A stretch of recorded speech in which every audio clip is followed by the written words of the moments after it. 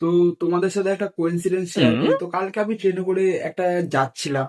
তো যেতে যেতে আমি দূর থেকে একটা মেয়েকে আমার দেখে খুব ভালো লাগলো, মানে ওয়ান সাইডেড লাভ যেটাকে বলে, মানে সেটা হয়ে গেছিল। মানে আমার গার্লফ্রেন্ড থাকার পরেও আমার এই জিনিসটা হয়ে গেছিল। তো মানে তারপর আমি মেয়েটার কাছে যাওয়ার ভাবনা চিন্তা করলাম। তো মেয়েটার কাছে যেই গেলাম, কি দেখছি ওটা মেয়ে না ভাই, ওটা মানে মেয়েও না ছেলেও না ভাই।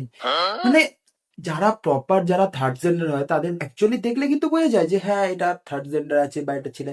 ভাই ওটা বিকট একটা মাল ছিল ভাই। মানে আমি যখন কাছে গেছি, মানে কিভাবে তাকাচ্ছিল ভাই, মানে মনে হচ্ছিল আমাকে গিলে খেয়ে ফেলবে ভাই। জীবনে ফার্স্ট টাইম ভাই এরকম আমার সাথে কোইন্সিডেন্স হয়েছে যে ভাই, মানে আমাকে যদি পেতো না ভাই, সিরিয়াসলি মনে হচ্ছিল আমাকে পুরো গিলে খেয়ে ফেলতো, এরকম একটা ব্যাপার। ভাই ওই জায়গা থেকে আমি কিভাবে যে দৌড়িয়ে পালিয়েছি, মনে হয় কি বাড়ির পাশে যদি তোমার বোম পড়তো, তাও মনে হয় মানুষ ওরকম দৌড়ে পালায় না।